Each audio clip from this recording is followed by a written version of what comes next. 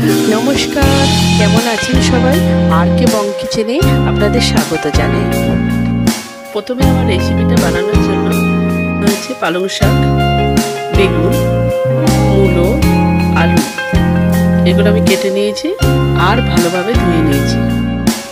কড়াই তেল দিয়ে দিয়েছি, তেল গরম হয়ে গেছে আমার। এবার বড়িগুলোকে ভেজে নেব। বড়িগুলোকে ছেড়ে দিলাম। এবার ভালো করে ভেজে নিতে হবে বড়িগুলো। এরপর বড়িগুলোকে প্লেটে উঠিয়ে নিলাম।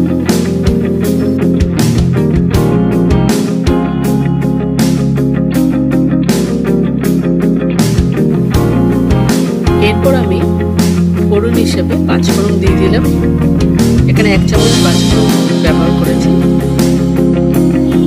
এরপর সব সবজিগুলোকে দিয়ে দিলাম। আমার ভিডিও যদি আপনাদের ভালো লাগে তাহলে লাইক, শেয়ার এন্ড সাবস্ক্রাইব করবেন।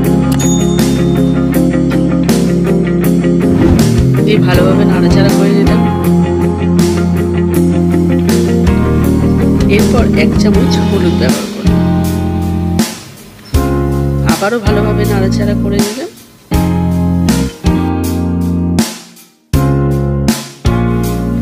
এরপর একটা শুকনো লঙ্কা আমি ফাটিয়ে দিয়ে দিলাম। এতে গন্ধটাও ভালো আসবে, একটু স্পাইসিও হবে। আবারও ভালোভাবে নাড়াচাড়া করে নিলাম।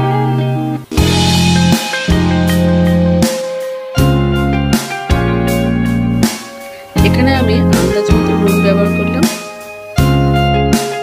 এরপর অল্প একটু নাড়িয়ে ঢাকা চাপা দিয়ে দিলাম। আমি এখানে গুঁড়ো মশলা ব্যবহার করব, সেই কারণে একটা বাটিতে আমি জিরে গুঁড়ো, ধনে গুঁড়ো, মৌরি গুঁড়ো আর লঙ্কা গুঁড়ো 1 চামচ করে পুরো নিয়ে নিয়েছি। নিয়ে এটাকে জল দিয়ে গুলে নেব। এবার ঢাকা খুলে মশলা যে বাটিতে তুলে রেখেছি সেটা দিয়ে দিলাম।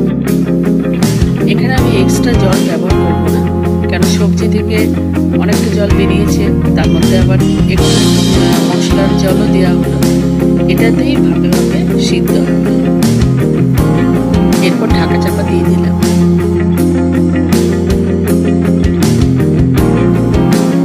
এরপর সবজিগুলো আমার সিদ্ধ হয়ে গেছে।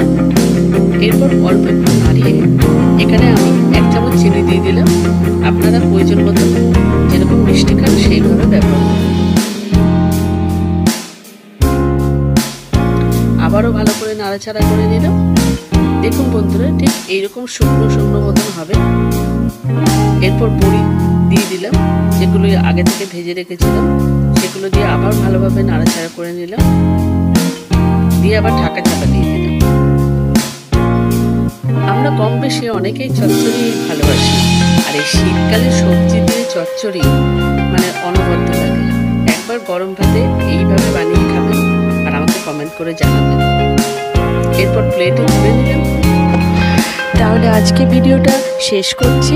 পরবর্তী আরেকটা ভিডিওতে দেখা হবে।